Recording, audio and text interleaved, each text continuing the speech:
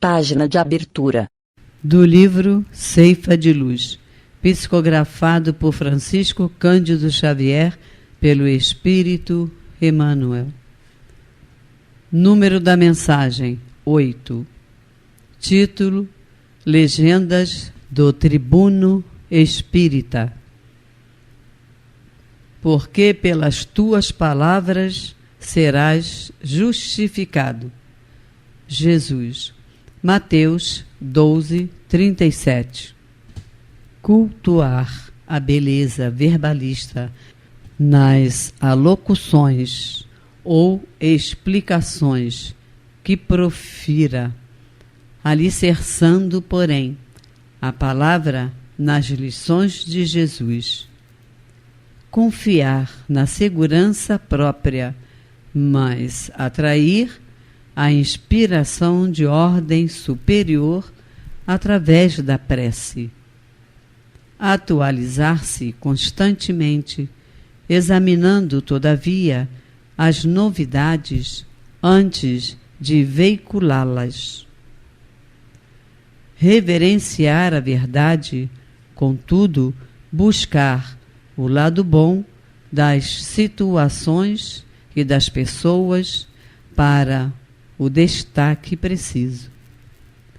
Formar observações próprias, conduzindo, porém, as opiniões para o bem de todos. Aprender com as experiências passadas, estimulando simultaneamente as iniciativas edificantes na direção do futuro. Enaltecer ideias e emoções sem desprezar a linguagem compreensível e simples. Instruir o cérebro dos ouvintes, acordando neles, ao mesmo tempo, o desejo de cooperar no levantamento do bem. Falar construtivamente, mas ouvir os outros, a fim de lhes entender os problemas. Enriquecer a cultura dos companheiros de humanidade, manejando a palavra digna, entretanto, estudar quanto possível, de modo a ser sempre mais útil no aprimoramento geral. Emmanuel. E agora, a palestra. Saudações fraternas, irmãos e irmãs, que mais uma vez nós possamos contar com o amparo dos nossos amigos do mundo espiritual a nos orientarem e nos estimularem no desenvolvimento das nossas reflexões. Estamos estudando o Evangelho segundo o Espiritismo, a obra em que se promove uma aplicação do ensinamento legado pela doutrina espírita ao Evangelho de Jesus, e atualmente no seu capítulo 21, e tem uma importância prática muito grande para o movimento espírita, sob o título Haverá falsos cristos e falsos profetas.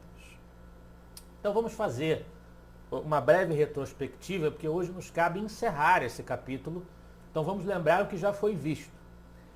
Ele começa, como de praxe no Evangelho segundo o Espiritismo, com trechos bíblicos, sob o título Conhece-se a árvore pelo fruto, que são trechos bíblicos que vão falar justamente do juízo que nós devemos fazer dos conteúdos que nos chegam, o que está no cerne do trabalho do próprio mestre Allan Kardec, que sistematizou a nossa doutrina, exercendo esse juízo através de uma série de critérios, como nós vamos enfatizar logo adiante. O primeiro trecho do Evangelho de Lucas, meu xará, capítulo 6, versículos 43 a 45, se refere à sentença cristã de que uma árvore boa produz bons frutos e uma árvore má produz maus frutos. Então, a gente consegue identificar quanto vale a árvore, qual é a qualidade da árvore, pela qualidade dos frutos que ela exerce. Da mesma forma, nós julgamos a qualidade de qualquer coisa ou pessoa ou espírito pela qualidade daquilo que ele faz ou que diz, dos efeitos que gera e que produz no mundo. E os itens seguintes reforçam essa ideia. Por exemplo, esses itens de São Mateus, capítulo 7, versículos 15 a 20. Guardai-vos dos falsos profetas que vêm ter convosco cobertos de peles de ovelha e que por dentro são lobos rapaces. Conhecê-los-eis pelos seus frutos. Podem colher-se uvas nos espinheiros ou figos nas sarças? Assim, toda árvore boa produz bons frutos, e toda árvore má produz maus frutos. Uma árvore boa não pode produzir frutos maus, e uma árvore má não pode produzir frutos bons. Toda árvore que não produz bons frutos será cortada e lançada ao fogo. Conhecê-la-eis, pois, pelos seus frutos. E esses trechos que estão distribuídos entre São Mateus 24, versículos 4 a 5, 11 a 13, versículos 23 a 24, São Mateus e São Marcos 13, 5, 6 e 21 e 22. Tende cuidado para que alguém não vos seduza, porque muitos virão em meu nome dizendo eu sou o Cristo e seduzirão a muitos. Levantar-se-ão muitos falsos profetas que seduzirão a muitas pessoas.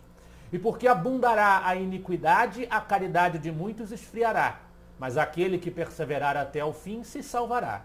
Então, se alguém vos disser, o Cristo está aqui ou está ali, não acrediteis absolutamente. Porquanto falsos cristos e falsos profetas se levantarão e farão grandes prodígios e coisas de espantar, ao ponto de seduzirem, se fosse possível, os próprios escolhidos. Então o que nós temos aí é uma profecia do Cristo, Jesus profetizando, que surgirão falsos profetas, em seu nome, pretensos enviados de Deus, que se manifestarão como se estivessem falando em nome da mensagem de Deus, mas que na verdade serão falsos e hipócritas. E Jesus ensina que nós devemos criticar esses falsos profetas, separar o joio do trigo, identificar se há correspondência entre o que eles falam e o que eles fazem, entre o que eles ensinam oralmente e o testemunho das suas vidas. Porque não há como ser um verdadeiro profeta missionário de Deus, um espírito superior com uma missão humanitária grandiosa, se você vive de forma contrária a essa afirmação. Essa palavra profeta, que aparece no capítulo inteiro, ela encontra diferentes significados, principalmente no meio religioso, notadamente nas religiões abraâmicas, o judaísmo, o islamismo e o cristianismo. No islamismo dizem que Maomé foi o último profeta de Deus, numa linhagem que passaria por Jesus. E entre os judeus, os nomes do Antigo Testamento, um deles, o profeta Jeremias, que vai aparecer no final da nossa conversa de hoje, são também chamados de profetas. E de forma banal, a profeta vem do grego profetes, pode significar simplesmente aquele que é capaz de prever o futuro. Mas o significado mais adequado no contexto de O Evangelho segundo o Espiritismo é o outro significado da palavra profeta mais amplo, indivíduo missionário, que fala em nome de Deus, que é um mensageiro da divindade. Dentro do entendimento espírita, nós poderíamos dizer que é um mensageiro dos espíritos superiores também, que é um dos espíritos superiores encarnado como agente para transmitir grandes verdades morais, com uma tarefa grandiosa do ponto de vista civilizatório ou moralizador. No mesmo capítulo, no item 4, sob o título Missão dos Profetas, Kardec já tinha abordado essa questão. Deu-se o caso de haver profetas, diz Kardec, que tiveram a presciência do futuro, quer por intuição, quer por providencial revelação, a fim de transmitirem avisos aos homens. Tendo-se realizado os acontecimentos preditos, o dom de predizer o futuro foi considerado como um dos atributos da qualidade de profeta. Então, embora o profeta possa prever o futuro, dentro de certas condições e limites, isso é possível, é imaginável, pode acontecer, na verdade o conceito vai muito além disso e aqui ele quer dizer simplesmente alguém que representa, que tem uma grande missão de trazer uma revelação divina, de moralizar uma sociedade, um povo, uma civilização. No item 5, sob o subtítulo Prodígios dos Falsos Profetas, Kardec comentou a afirmação de Jesus de que os falsos profetas iriam fazer coisas incríveis, espantosas, miraculosas, aparentemente, prodígios. E ele coloca uma coisa interessante, que os falsos profetas, sim, são capazes de fazer grandes coisas aparentes.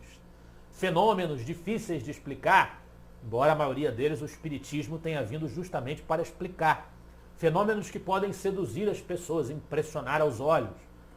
Tanto assim é que o Espiritismo não usa esse tipo de artifício como ferramenta na sua difusão, né? O Espiritismo não lança mão desse recurso, porque sabe que ele pode perfeitamente ser desviado muito facilmente dos seus propósitos. Mas o fato de um profeta, um falso profeta, produzir um grande fenômeno, um efeito visual ou físico que impressione algumas pessoas, isso não significa que por trás do fenômeno esteja um bom espírito. Não significa. A mediunidade não é privilégio dos bons espíritos. E não é privilégio dos bons espíritos se comunicarem através dos médiuns, seja por qual modalidade mediúnica for. Então, ao chamar de milagres ou de prodígios esses fenômenos que parecem espantosos ao vulgo, o que se está dizendo seria que os falsos profetas operariam milagres. E no sentido teológico da palavra milagre, ela é considerada como se fosse uma derrogação da lei divina. O Espiritismo não defende que haja nenhum tipo de interrupção da dinâmica da lei divina.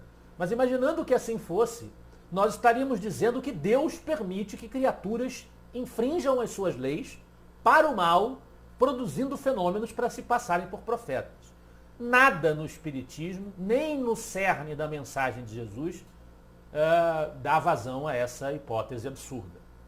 Nos itens 6 e 7, nós temos o último subtítulo de comentários de Kardec, Não creais em todos os espíritos, e que se refere também a um trecho bíblico de São João, Epístola 1, capítulo 4, versículo 1. Meus bem-amados, não creais em qualquer espírito, experimentai se os espíritos são de Deus, porquanto muitos falsos profetas se têm levantado no mundo. Bem, muitos detratores da doutrina espírita, especialmente aqueles que vêm de algumas confissões religiosas que são avessas aos postulados da doutrina espírita, com o desejo de atacar o espiritismo na sua dignidade, na sua missão, afirmam com uma argumentação que tem algo de sedutor, que os espíritas, e especificamente Allan Kardec, são os falsos profetas, né?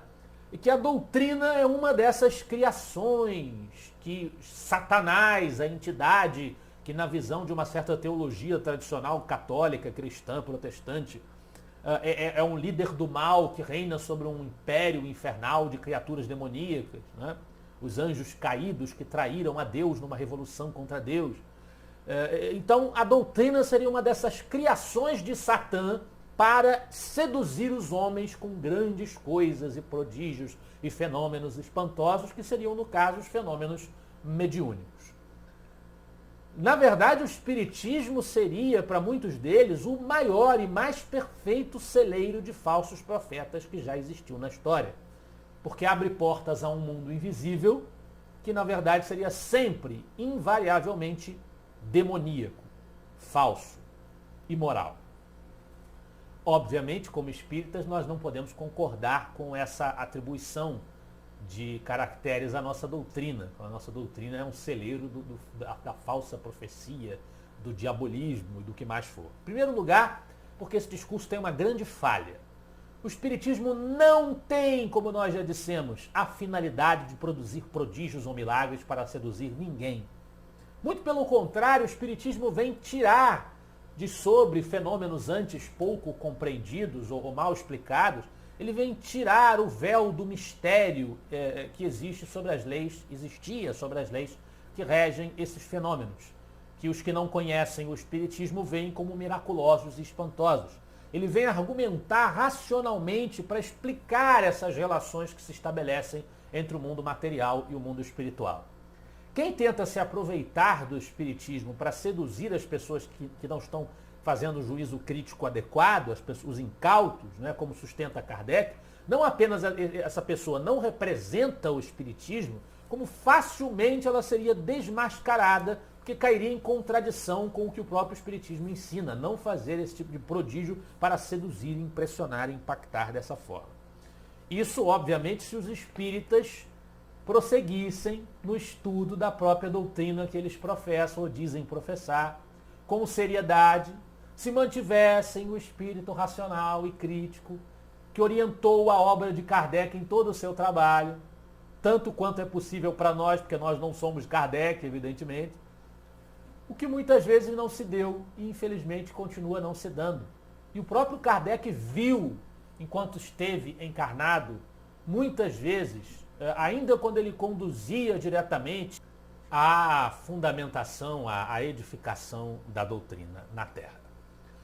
Vamos fazer uma suposição. Suponhamos que nós fôssemos, digamos assim, os capitães do exército de Satã. Defendemos as hordas do demônio e vamos levar as almas perdidas para o inferno para nos vingarmos de Deus. Imaginemos isso. Essa é a nossa missão. E nós temos que realizar encantamentos, mágicas, prodígios, apresentar falsos milagres, espetáculos que apelem aos sentidos das pessoas para convencê-las de que nós temos a verdade e trazê-las para o nosso lado, desviá-las do rebanho de Deus para sempre. Porque a teoria tradicional diz que nós seremos condenados perpetuamente ao inferno por nos desgarrarmos do rebanho cristão.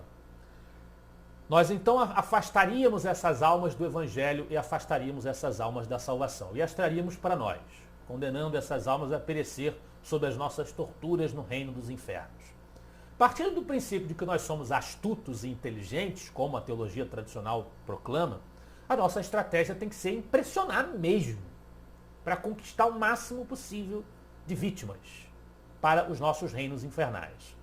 Então o que a gente vai fazer? A gente vai prometer mundos e fundos, vai usar pessoas como instrumentos para mostrar que nós temos poderes especiais e colocar todos os outros tolos sob a nossa tutela. Nós vamos inspirá-los com histórias melosas, vamos domar seus corações com fantasias infantis e mirabolantes, vamos dizer que eles vão ter junto com a gente tudo o que sempre sonharam, que nós podemos expulsar demônios, embora na verdade os demônios fôssemos nós, e que nós temos o monopólio das esperanças na humanidade. É isso que nós faríamos. A lógica nos diz assim. Se a lógica nos diz assim, ela também nos deveria dizer, e aos nossos críticos, que os demônios que criaram o Espiritismo são demônios muito estranhos. Afinal de contas, o que Allan Kardec fez no seu trabalho? Ele meditou sobre os fenômenos que ele observava, analisou criticamente esses fenômenos, procurou descartar hipóteses que explicassem os fenômenos de outra maneira, concluiu pela origem espiritual e daí extraiu, empregando sempre o diálogo racional e o critério da concordância universal de manifestações de espíritos em vários lugares, por médios desconhecidos uns aos outros, ele construiu um sistema filosófico e moral, descortinou as leis que estavam por trás daqueles fenômenos, explicou-os, colocou a explicação ao alcance de todo mundo que estudasse os seus livros, recomendou que todo mundo observasse, que os espíritas organizassem grupos familiares para observar os fenômenos, não escravizou o espiritismo a um templo, a uma instituição, não disse que tinha suprema autoridade humana, não vendeu a mediunidade, não mercadejou com o espiritismo, questionou os médiuns que faziam isso, atacou diretamente a vaidade, ressaltou que nós espíritas não somos melhores do que ninguém, não prometeu nenhum monopólio de salvação, nem nenhum milagre, não prometeu que era o bonzão e que a salvação estava com quem o seguisse. Ele disse que a mediunidade é uma porta aberta não para anjos ou santos, mas para os espíritos, que podem ser de todos os graus, de todos os níveis evolutivos, ter todo tipo de caráter, e portanto jamais o espírita ou médium deveria confiar de forma cega no conteúdo obtido mediunicamente. Onde é que está nisso tudo a sedução dos prodígios e das promessas impossíveis? Em que aspecto, em sã consciência, nós poderíamos dizer que essa conduta de Kardec reflete aquilo que o Cristo apontou como sendo o caráter dos falsos cristos e dos falsos profetas? Mais ainda, o Espiritismo colabora com a orientação de Jesus, porque demonstra positivamente, através do fenômeno mediúnico, a existência dos enganadores do além, dos hipócritas falsários do mundo espiritual, que apresentam grandes nomes, sou Moisés, sou Cristo, sou até o próprio Deus, sou o mensageiro de Deus, e que erigem edifícios doutrinários completamente falsos, investidos supostamente de uma autoridade espiritual, até no meio do movimento espírita, e muito. Vem espíritos que se apresentam como feitores, por exemplo, da revelação, como aconteceu no próprio século XIX, enquanto Kardec esteve encarnado, apresentaram uma obra como sendo uma complementação doutrinária com epíteto absurdo de revelação da revelação, que a revelação precisa de uma revelação dela mesma, um absurdo. Então os espíritas devem se precaver contra essas armações do mundo espiritual, essas mistificações que existem sim, e devem se precaver como? Usando as ferramentas lógicas que a doutrina oferece, especialmente no Livro dos Médiuns, para identificar essas mentiras, essas artimanhas ardilosas e rejeitá-las sem hesitação, como Kardec e os espíritos superiores orientam nas obras fundamentais. É por isso que, além do crivo da moral cristã, o crivo do conhecimento que a humanidade alcançou, o espírita deve usar ainda, além do crivo da própria razão, ele deve usar ainda o conteúdo da obra de Kardec, como diria o pensador espírita paulista José Herculano Pires, como pedra de toque para revelar a podridão, o desvio, a distorção que existe em meio às falsas belezas e muitos conteúdos que nos chegam. Nas instruções dos espíritos, no item 8, intitulado Os Falsos Profetas, Kardec colocou uma comunicação mediúnica assinada por Luiz em Bordeaux, 1861, em que ele diz que os falsos profetas sempre se entregam, se denunciam pela sua vaidade, por pretenderem ter o monopólio da verdade. Não nos critiquem, nós somos os bonzões, os senhores da verdade e da mensagem divina.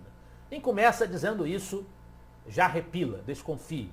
Já no item 9, caracteres do verdadeiro profeta, assinado por Erasto em Paris, 1862, ele diz que a humildade verdadeira e o espírito de caridade é que entregam o espírito que é verdadeiramente superior e aquele que é um verdadeiro profeta. Realmente um missionário grandioso da humanidade. Ele nunca vai chegar dizendo eu sou bonzão. Né? Chegamos, enfim, aos dois últimos itens, 10 e 11, que são os que realmente nos cabem estudar hoje, que complementam o sentido de todos os itens anteriores, dando aplicações especiais a esses itens. O item 10, sob o título Os Falsos Profetas da Erraticidade, ou seja, os falsos profetas desencarnados, os espíritos mentirosos que se comunicam mediunicamente, que o Espiritismo também vem denunciar, como acabamos de mostrar, é assinado por Erasto, discípulo de Paulo, numa comunicação ditada em Paris, em 1862. Ele justamente vem abordar esse assunto, que nós espíritas precisamos prestar muita atenção, porque todos nós estamos sujeitos a nos enganar com as tramóias ardilosas desses espíritos. Diz no Livro dos Médiuns que o melhor médium é o que menos se engana, ou seja, até ele está sujeito a se enganar. A mensagem começa ressaltando que existem esses falsos profetas desencarnados, que eles tentam convencer os médiuns e os grupos espíritas a acreditar de forma cega no que eles dizem, usam nomes pomposos, né, para dizer besteiras que jamais seriam dignas daqueles de cujos nomes eles se ornam, estimulam os grupos a segui-los cegamente e repelir todos os outros grupos espíritas que não admitem as suas doutrinas. Esse tipo de comportamento, quando um espírito está adotando esse tipo de comportamento num grupo mediúnico, isso pode caracterizar e fatalmente caracterizará, se ele conseguir persuadir os médiuns, sobretudo, dessa artimanha, aquele caso de obsessão que no Livro dos Médiuns é chamado de fascinação, que é exatamente essa sedução que o espírito mentiroso exerce sobre o médium. É um sintoma categórico de que nós estamos diante de um falso profeta desencarnado. Mas o espírito diz também, há muitos outros meios de serem reconhecidos os falsos profetas. Espíritos da categoria em que eles dizem achar-se têm de ser não só muito bons, como também eminentemente racionais. Pois bem, passai-lhes os sistemas pelo crivo da razão e do bom senso, e vede o que restará. Convinde, pois, comigo em que todas as vezes que um espírito indica como remédio aos males da humanidade, ou como meio de conseguir-se a sua transformação, coisas utópicas e impraticáveis, medidas pueris e ridículas, quando formula um sistema que as mais rudimentares noções da ciência contradizem, não pode ser senão um espírito ignorante e mentiroso. Por outro lado, crede que se nem sempre os indivíduos apreciam a verdade, esta é apreciada sempre pelo bom senso das massas, constituindo isso mais um critério.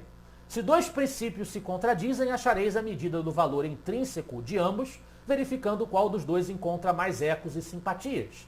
Fora com efeito ilógico admitir-se que uma doutrina cujo número de adeptos diminua progressivamente seja mais verdadeira do que outra que vejo dos seus em contínuo aumento. Querendo que a verdade chegue a todos, Deus não a confina num círculo acanhado. Fala surgir em diferentes pontos, a fim de que por toda parte a luz esteja ao lado das trevas. Evidentemente, o Espírito está se expressando em termos relativos à apreciação de fatos que se generalizem por grupos sérios. É claro que muitas ideias erradas já prevaleceram por muitas décadas até e até séculos. Mas especificamente as grandes verdades morais e espirituais, que sentido faz pretender que, por exemplo, um espírito apareça num grupo particular de evocações e diga que fez uma revelação divina que vai desmontar o sistema organizado por Kardec em diversos pontos. E nós aceitarmos isso como fato, se em diversos outros grupos também sérios, resultado completamente diferente aparece.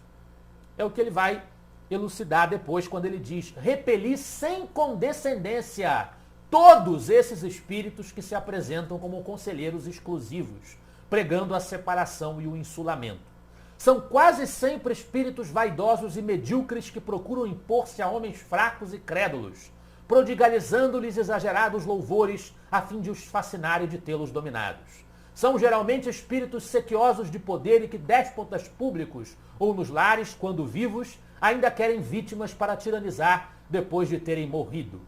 Em geral, desconfiai das comunicações que trazem um caráter de misticismo e de singularidade ou que prescrevem cerimônias e atos extravagantes. Há sempre nesses casos motivo legítimo de suspeição. Estais certos igualmente de que quando uma verdade tem de ser revelada aos homens, é, por assim dizer, comunicada instantaneamente a todos os grupos sérios, que dispõem de médiuns também sérios e não a tais ou quais com exclusão dos outros.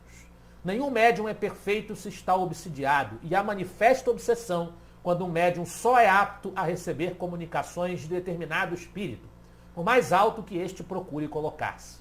Consequentemente, todo médium e todo grupo que considerem privilégio seu receber as comunicações que obtém e que, por outro lado, se submetem a práticas que tendem para a superstição, indubitavelmente se acham presas de uma obsessão bem caracterizada, sobretudo quando o espírito dominador se pavoneia com um nome que todos, encarnados e desencarnados, devem honrar e respeitar e não permitir seja declinado a todo propósito.